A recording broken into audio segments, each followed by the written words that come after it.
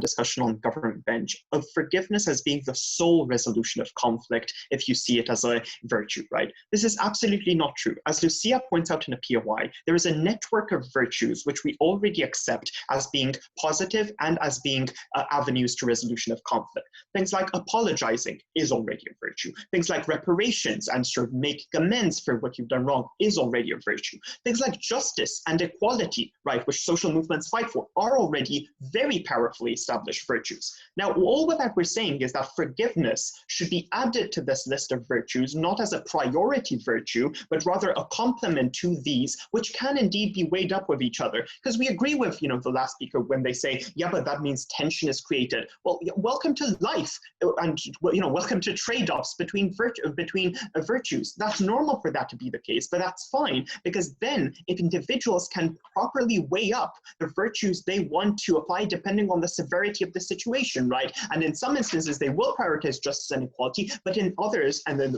a lot of others, they will prioritize and take into account at least forgiveness as a virtue. This is important because otherwise forgiveness wouldn't be considered in this trade-off, wouldn't be weighed up in this trade-off. Why? Because it's very hard to do out of your generosity without it being seen as a virtue, because it feels wrong, because you still feel unfairness, because you don't want to lose face and don't want to capitulate to the others, because you want to punish the other person for what they've done, right? And you wouldn't be considering virtue in this network of, wouldn't be considering forgiveness in this network of virtues and weighing it up without us seeing it as virtue. Now, the second point I want to make in rebuttal is to say that, look, the existence of the far larger advantage which we have in opposition is that the existence of forgiveness as a virtue is a prerequisite for the perpetrator to even think about apologizing or changing or being better. Clearly, that's a far larger impact for the perpetrator to apologize, to make amends, to try to give reparations, right? But they'll only do so if they know those reparations and that apology will be accepted, that the other person will accept you. Because if you don't know that they'll do so and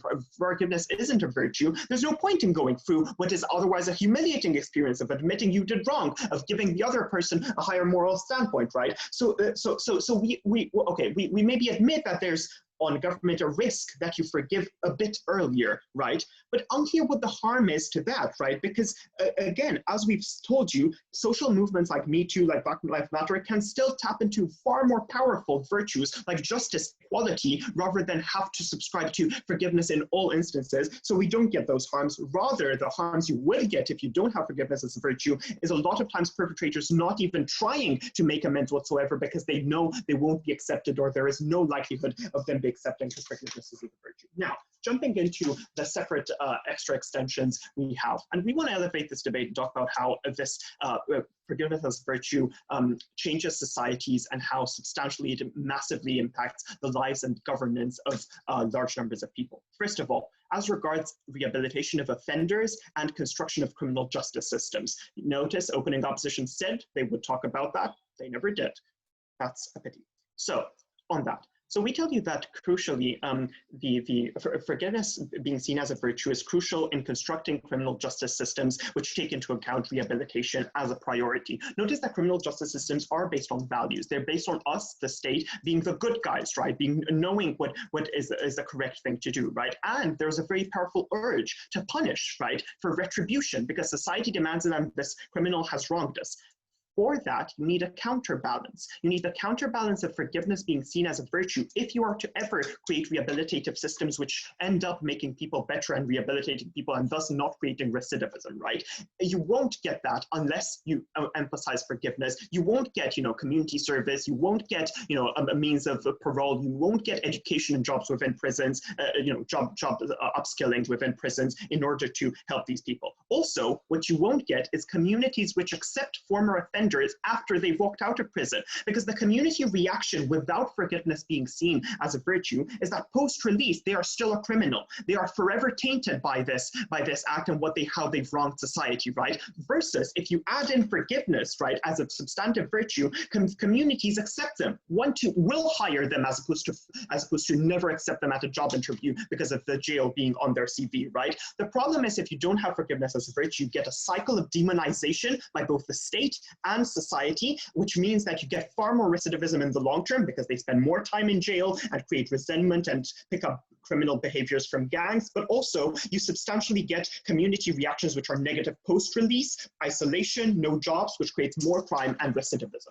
Second point of extension I want to bring to you is about post-conflict reconciliation. Notice opening opposition says, oh, you know, we liked South Africa and the Truth and Reconciliation Commission, but that's literally all they say about it, and they don't tell you anything more about it. I want to talk about how you construct societies after conflict. The problem is you crucially need forgiveness, because in societies where, for example, apartheid happens, when you stop and discuss rather than blame, right, you substantially get stories being told and forgiveness being granted on a proper level, which actually creates cohesion after the society. That's what happens in South Africa, and I think it's a great example of how government is wrong.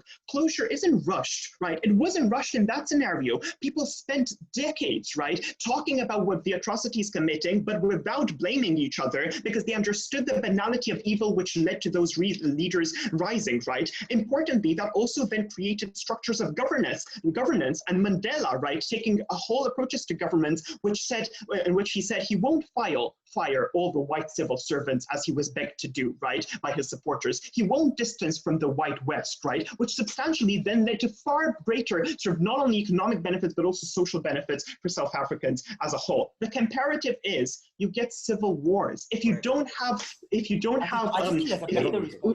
sorry,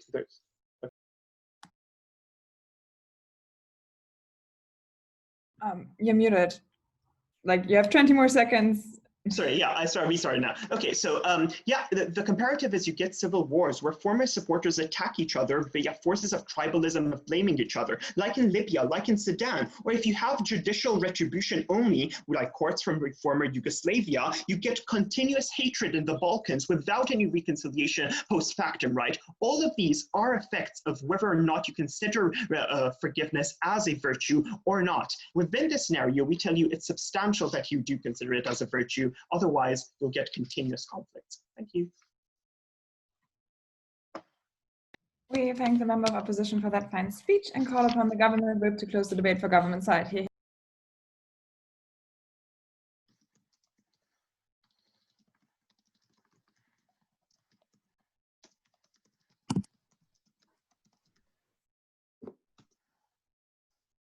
Am I audible? Also, I think, Tudor, now you're still unmuted. Sorry.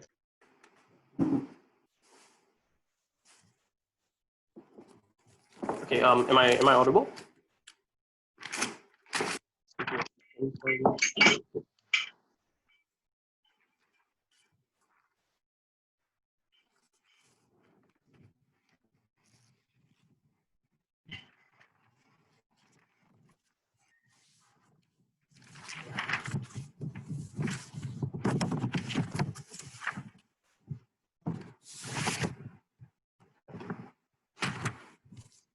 Starting in 3, 2, 1. I want to talk about three things. First, I'm going to respond to the previous speaker before me in the extension. Secondly, I'm going to talk about the usefulness of forgiveness as a virtue. Thirdly, I'm going to talk about our extension specifically and why we think we win this debate. First, some responses to the extension by CEO. So I think the stuff that CEO says is that the first thing that they try to respond, right, is that they say there are a network of virtues that we generally accept, and forgiveness is just added to that list, and people can make decisions based on that whole host of like different like virtues, right? And they say that tension is also central. But I think like this doesn't really answer the extension that we gave, because if forgiveness, for example, is not the default option to be spread universally, i.e. like the purposes of virtues in society, for example, why would it be elevated as a virtue in the first place? I think this questioning that my speaker asked in his extension is extremely important, because the way in which you have to value or judge this debate is based on whether forgiveness deserves to be held to that universal standard as a virtue that we should all aspire towards. So sure, there are other virtues that also coexist and there may be tensions, but it still remains that forgiveness can still be framed or narratively or otherwise by institutions or by individuals as a default option that people should pursue, whether it's in things like conflict resolution or whether it's in things like the narrative that states espouse towards other people and the way in which we view other individuals as well. Secondly, he also doesn't respond to the second premise of our extension, which is that all beliefs are not necessarily neutral, and we accept that. But the difference and the crucial thing here is that forgiveness as a virtue is more easily exploited than other virtues that exist, like justice. Why is this likely to be true? Two reasons that we gave you. Things like justice, for example, are a bit more easily applied universally because courts attempt to, like when things like trial happens, for example, courts attempt to place evidence and then identify the degree of hurt through objective metrics such as like trial processes and like uncovering of evidence, as well as hearing from both parties as well. I think for forgiveness, the way in which that is ascertained or determined is far more complex because it relies oftentimes, in most instances, between person-to-person interactions in a vast majority of cases, right? I'll deal with like the court processes stuff separately, but I think like the other half of like areas where forgiveness as a virtue is espoused is in network person-to-person interactions. I think in those instances are where the harm is also like grievously exists because you never really know if the apology that you're receiving is a truly genuine one, because forgiveness as a virtue universally assumes that people are willing to apologize in a good fashion manner, but that is not something that we can definitively prove, which is why we don't think it should be elevated as a virtue. Now, let's respond directly to the rehabilitative system stuff that comes out from CO, right? So they talk about a lot about how courts operate within the framework of forgiveness as a virtue. And they give us stuff like parole, jobs in prisons, and stuff like that. But I think the thing that they don't realize is that forgiveness often tends to reduce like the extent of punishment in many cases, which we think is structurally bad. I think in many cases, there are a lot of instances like white collar crime, political crimes, or police cases, for example, where courts do, like if you see forgiveness as a virtue, for example, there's a greater tendency for courts to be a bit more lenient with the way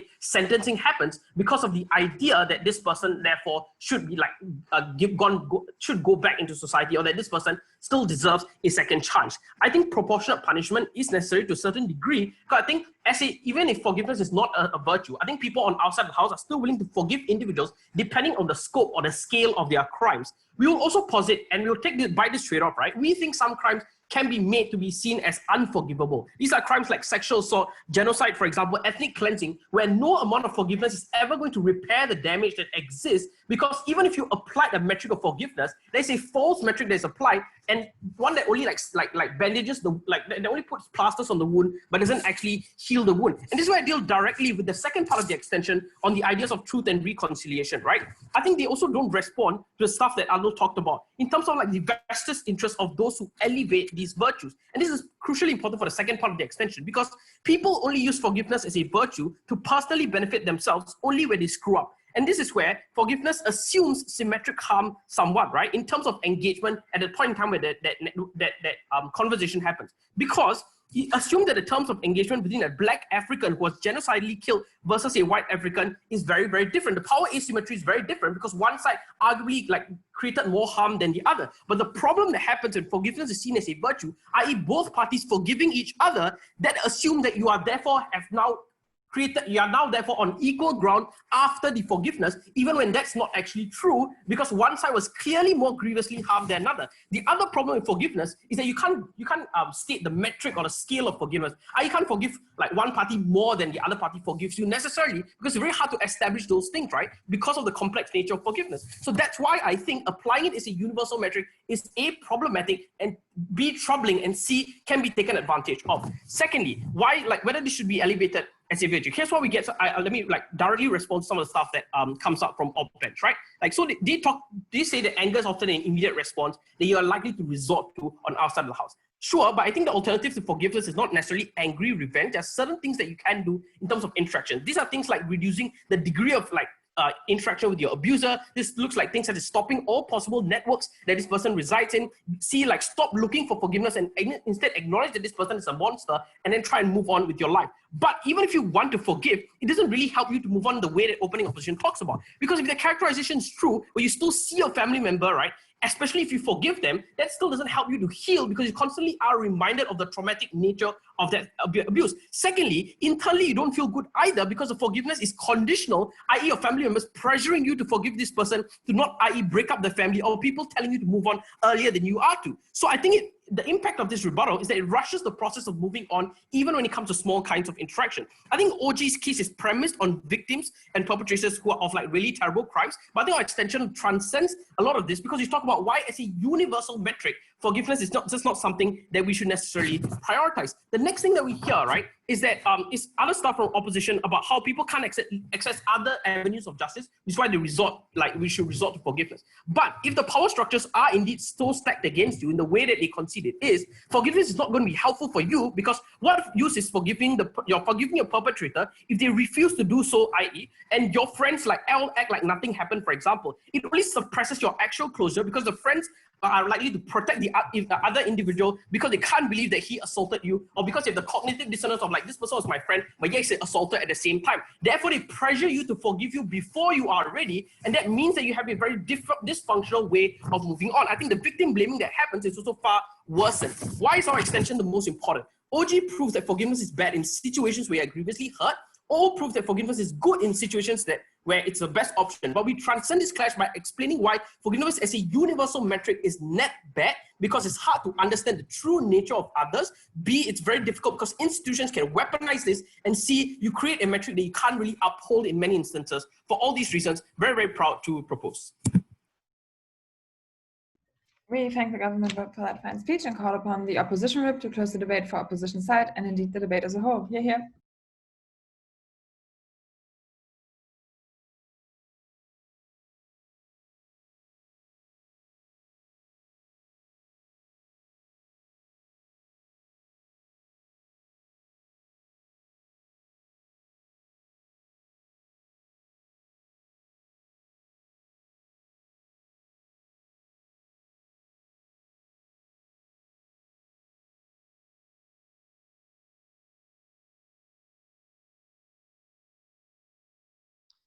Yes, thank you. Starting in 3, 2, 1. I think Tudor wins the debate for 2 reasons. The first one is that I think Tudor points out a glaring fact that the government has failed to fill in their case.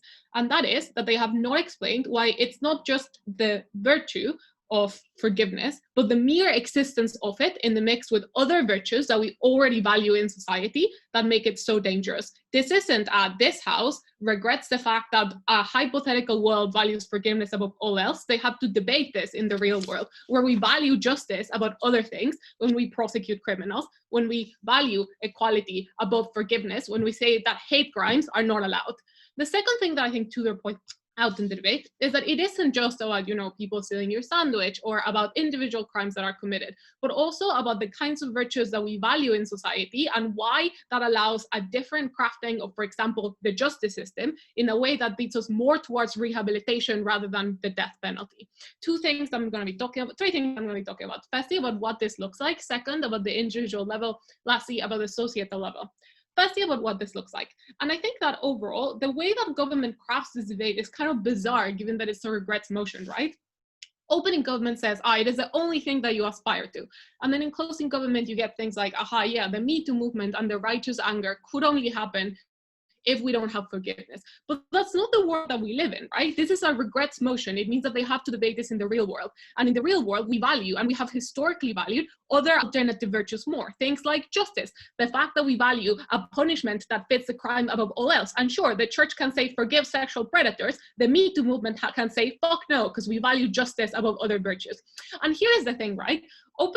Closing government then responds by saying, but then when virtues clash, that's a bad thing, right? It is a bad thing that we value those things. But I think that, firstly, we do value other things like justice, given that it's literally one of the 4 cardinal virtues, and also that we have statues of it fucking everywhere. But the more important thing is that the clash of virtues is important. The fact is that they say, but like crimes against humanity are the most unforgivable things. And I mostly would agree with that. But what happens when someone points a gun to your head and asks you to do that? Those are complicated questions that can only be answered when you come into a clash of virtues, because I don't have an answer. And frankly, I don't think that closing government does either. And I think that that clash of virtues is the important thing, that we at least throw forgiveness into the mix and ask ourselves, what if?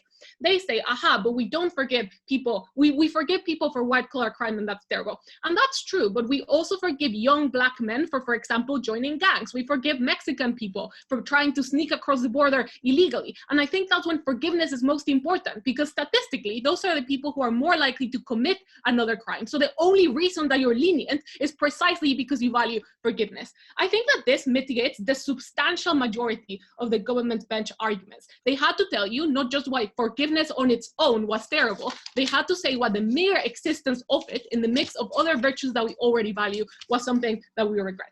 Second point on an individual level. I'm not going to spend that much time on this because I actually don't think that it's the most important clash. It is the top half clash, right?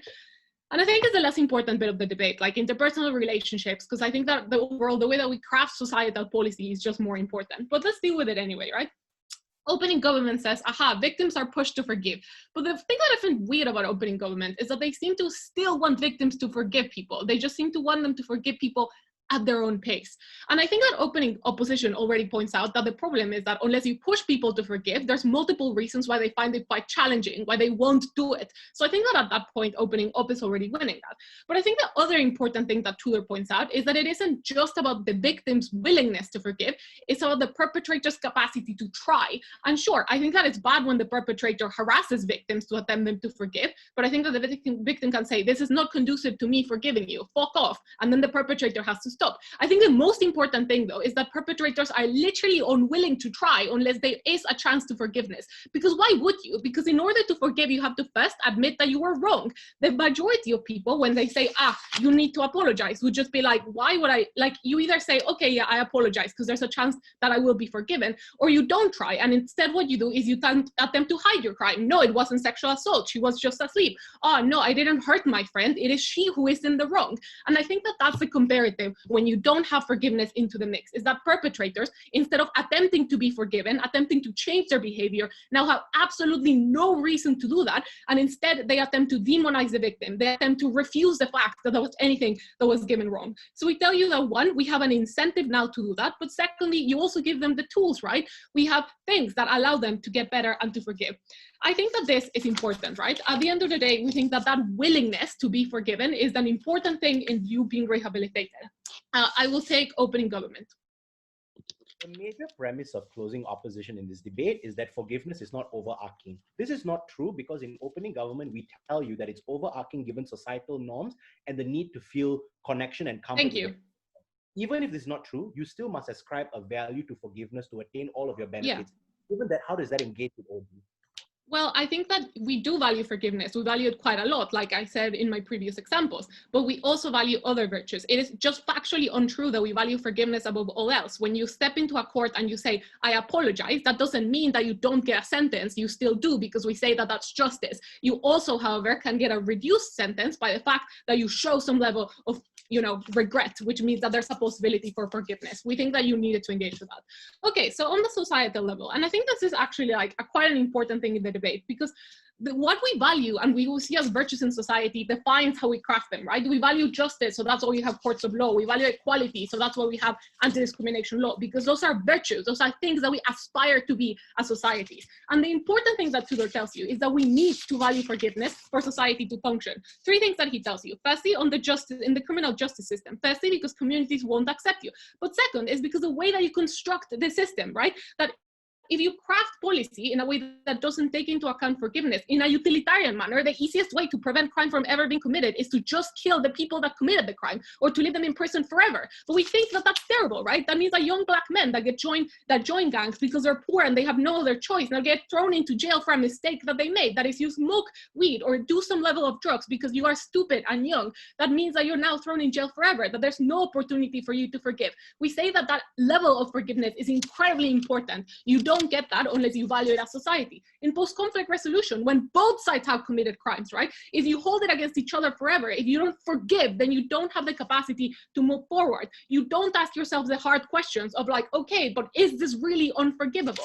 And I think that at that point in time, it becomes incredibly difficult to move forward anyway. I think at the end of the day, those two are the biggest impacts that were brought in the round. And I think that that means that we win. I don't think that government showed why the mere existence of forgiveness is something that's damaging, both closing up. We thank the opposition for that fine speech, and indeed thank all of the speakers again for a very good debate. Please go outside the breakout room, but stay in the call. We'll call you back in approximately 20 minutes. Thank you. Judges, while we wait for the speakers to leave, take 2 minutes to come up with initial calls so we can start discussion soon.